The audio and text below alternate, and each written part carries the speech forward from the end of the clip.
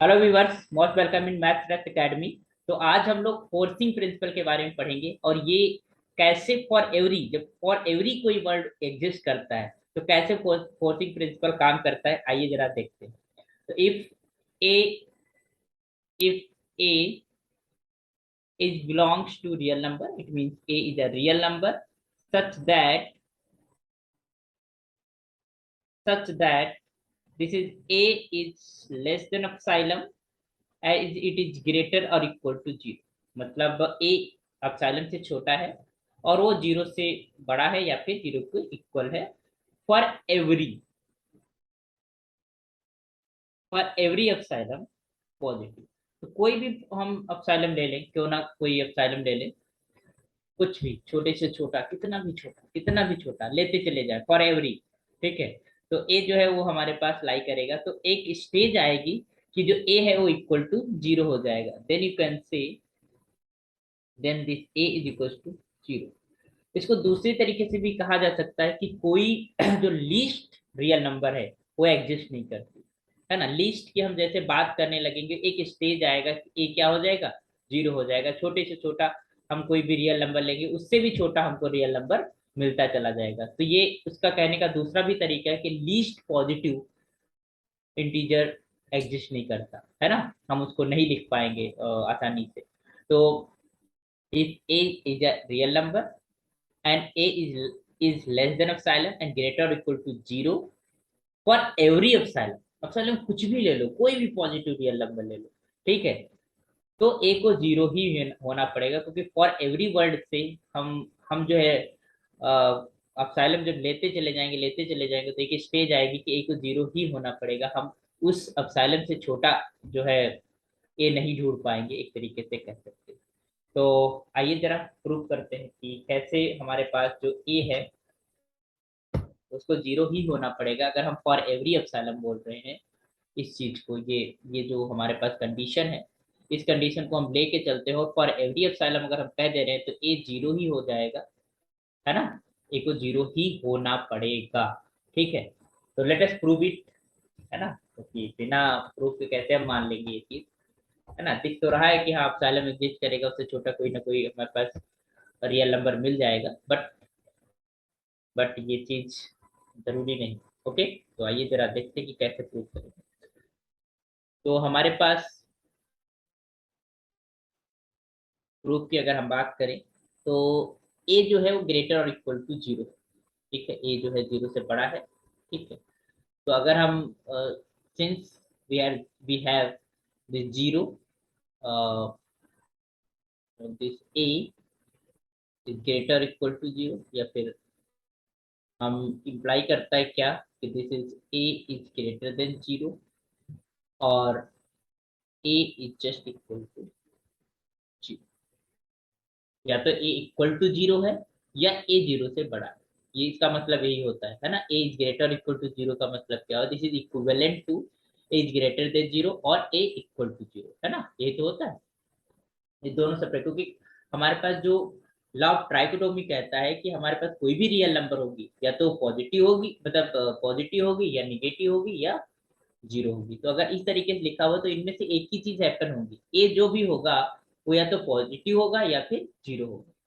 तो अब हम जरा देखते हैं। Here you can say here कैसे हमने ये चीज बोली, by the by you can say, तो लिख भी दो ताकि आपको समझ रहे कि हाँ हमारे पास अगर कोई भी रियल नंबर है तो उसकी तीन ही पॉसिबिलिटीज होती है। बट यहाँ पर एक पॉसिबिलिटी को तो लिया ही नहीं गया है, यहाँ पर तो केवल ग्रेटर देन और इक्वल टू जीरो लिया गया है। या तो हमारे पास ए कोई रियल नंबर है वो तो पॉजिटिव होगी या फिर इक्वल टू जीरो होगी, ठीक है। तो राइट हियर अगर हम इसको लिखना चाहें ताकि हमको ध्यान में आ जाए, this is law of trichotomy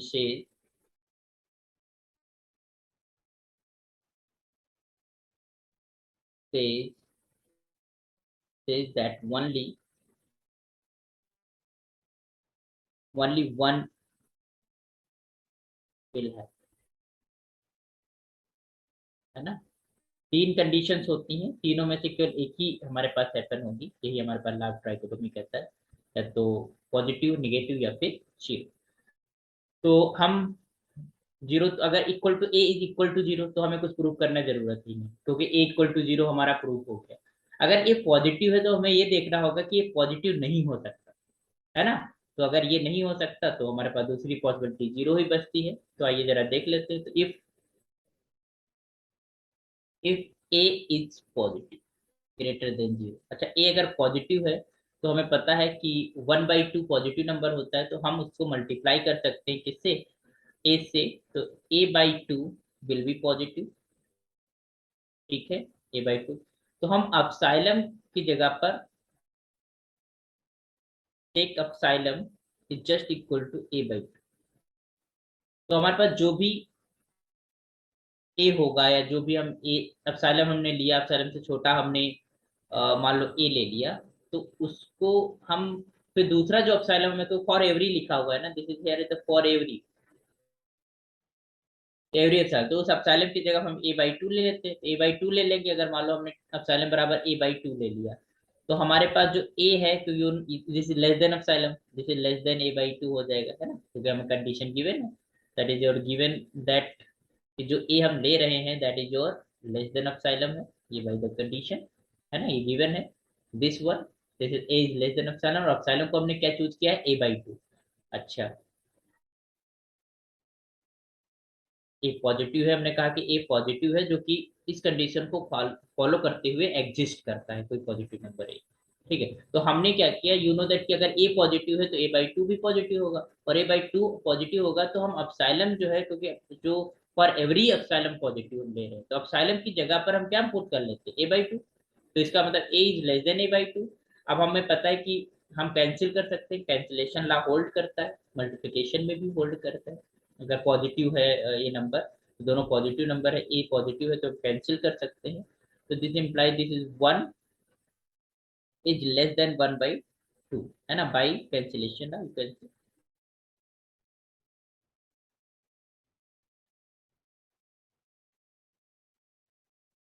है ना, पॉजिटिव है तो हम कैंसिल कर सकते हैं, ठीक।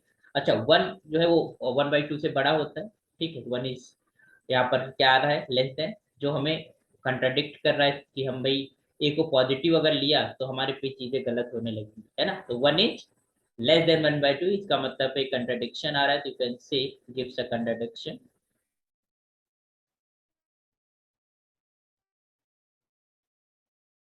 तो इसका मतलब है ए पॉजिटिव नहीं होगा, अगर ए पॉजिटिव नहीं होगा तो क्या होगा, ये जीरो होगा, ठीक है। तो ए पॉजिटिव नहीं है तो क्या होगा, this implies A is less और इक्वल टू जीरो, या तो निगेटिव होगा या फिर जीरो होगा, पॉजिटिव नहीं होगा, ठीक है। अच्छा, ये चीज है, और ये तो हमारे पास गिवन है कि ए इज ग्रेटर और इक्वल टू जीरो, है ना, ये तो हमारे पास गिवन था। तो अगर हमारे पास कोई नंबर है वो लेस और इक्वल टू जीरो है और ग्रेटर और इक्वल टू जीरो है, तो इम्प्लाई क्या कर सकती है, वो equal to zero, this imply this A is equal to zero. या फिर ये भी अगर आप नहीं कहते तो हमारे पास दो ही पॉसिबिलिटी थी ए होने की, या तो ए हमारा जीरो होता या पॉजिटिव होता, पॉजिटिव नहीं है तो ए क्या है, जीरो है, तो A just equal to zero, that is proof.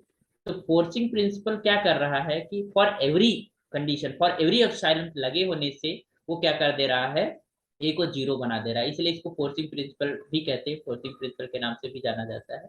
But इसका जो कोर है वो ये कहता है कि जो लीस्ट पॉजिटिव रियल नंबर जो होती है वो एग्जिस्ट नहीं करती, है ना। आप लीस्ट पॉजिटिव रियल नंबर नहीं बता पाओगे, है ना। तो इसका कहने मतलब अगर कोई भी आप रियल नंबर लेते हो तो उससे भी छोटी रियल नंबर एग्जिस्ट करती है, उसको आप फाइंड कर सकते हो। वो a/2 अगर ले लिया तो कोई भी रियल नंबर आपने किया उसका हाफ कर दो तो उससे छोटी हो जाएगी। अगर आपने कहा एक रियल नंबर आपने निकाल के दिया कि ये रियल नंबर एक पॉजिटिव रियल नंबर है जो सबसे लीस्ट है, तो उसको हाफ कर दो तो उससे छोटी हो जाएगी, तो आप लीस्ट नहीं ढूंढ पाएंगे ना। तो वही चीज यहाँ पर फोर्सिंग प्रिंसिपल का भी यही काम हो रहा है, और यही चीज वो बता भी रहा है कि हमारे पास एग्जिस्ट नहीं करती, है ना, चीजें कि हमारे पास कोई भी लीस्ट पॉजिटिव रियल नंबर हम नहीं ढूंढ पाएंगे। फोर्सिंग प्रिंसिपल भी यही कहता है, ओके। तो आई होप कि इसका प्रूफ भी समझ में आ गया कि कैसे हमने कंट्रडिक्शन से चीजों को प्रूव किया है ना, कि वही है कि हमने ए पॉजिटिव लेके चले और हमने देखा कि वन जो है लेस देन हाफ आ जा रहा है, जो कि कंट्राडिक्ट कर रहा है चीजों को, तो इसका मतलब ए पॉजिटिव नहीं है, पॉजिटिव नहीं है तो जीरो ही है, क्योंकि ग्रेटर इक्वल टू जीरो है। तो ए अगर पॉजिटिव नहीं है तो या तो निगेटिव होगा या जीरो होगा, और A greater equal to zero given ही है, तो इसका मतलब ए इक्वल टू जीरो। तो इसका मतलब है फॉर एवरी वर्ड लगे होने से, फॉर एवरी एप्सिलॉन लगे होने से ये फोर्स करेगा एप्सिलॉन कि ए को क्या होना है, जीरो होना है। क्यों? क्योंकि हम जो है कोई कोई भी अगर हम रियल नंबर कह देते हैं कि वो एप्सिलॉन से छोटा है, तो हम एप्सिलॉन दूसरा चूज कर लेंगे, that will be A by. चलिए अब देखते हैं कि कोई नंबर एग्जिस्ट ही नहीं करेगा ऐसा, तो फॉर एवरी के लिए एग्जिस्ट करता है। तो हमारे पास इसी वर्ड को कभी कभी क्वेश्चंस के अंदर भी ये चीजें डाल देते हैं, जब अच्छे क्वेश्चन का फॉर्मेशन होता है तो इस तरीके के कॉन्सेप्ट, इस तरीके का रिजल्ट डाल देते हैं, ताकि हम उससे अगर अवेयर हों तो हम आसानी से उस क्वेश्चन को टैकल कर पाते हैं। तो आइए जरा इस फोर्सिंग प्रिंसिपल के कुछ वर्जन्स हैं जिनको हम अलग अलग तरीके से लिख दिया जाता है, बट सेम चीज ही लिखी हुई है, तो we have to write, this is very important. कह सकते हो कि ये इम्पोर्टेंट है इस चीज को समझना कि किस तरीके से हमारे पास ए जीरो हो जा रहा है, क्योंकि for every real epsilon positive के लिए बोला गया, इसलिए तो very important, we are just writing the four versions of forcing principal.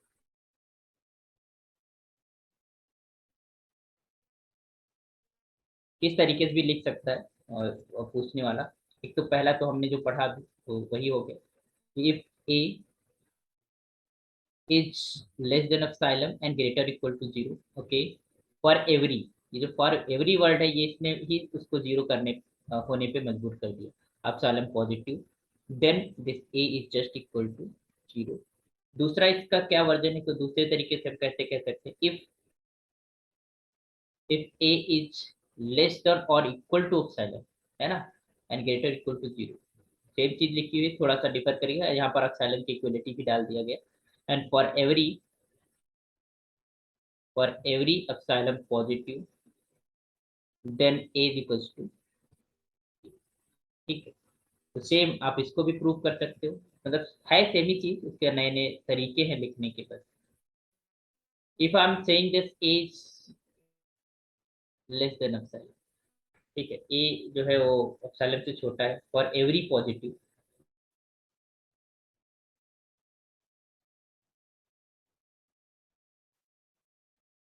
Every epsilon positive. अच्छा, अब यहाँ पर बात वही आ गई ना, अब हमारे पास क्या होगा, ए जो है वो या तो नेगेटिव हो सकता है या जीरो हो सकता है, पॉजिटिव तो नहीं रहेगा, है ना।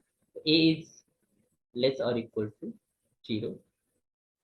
फोर्थ वर्जन क्या कहता है कि इसमें हमने ये हटा दिया कि ये जो है जीरो से बड़ा है या इक्वल है, ये चीज हमने हटा दी, बस हमने कहा ए इज लेस देन एप्सिलॉन।